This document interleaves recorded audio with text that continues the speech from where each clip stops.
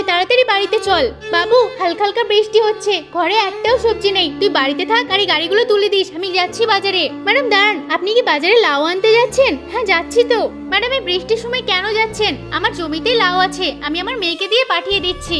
যাক ভালোই হয়েছে, এই নাও টাকা। ঠিক আছে ম্যাডাম, কিছুক্ষণ পর পাঠিয়ে দিচ্ছি। মনা বাড়ি চল, লাউ তুলে দিতে হবে। মনা এখান থেকে একটা লাউ তুলে নে, এই লাউটা বেশ তাজা আছে, যা প্রতিবেশীর আন্টির বাড়িতে দিয়ে আয়। ঠিক আছে বাবা, আমি যাচ্ছি তাহলে। আমটাকে তো পারাই যাচ্ছে না, কতটা উঁচুতে দেখ। আন্টি এই নিন আপনার লাউ। এই বাবু লাউটাকে ধর তো। আন্টি আপনাদের গাছের একটা আম দেবেন আমাকে?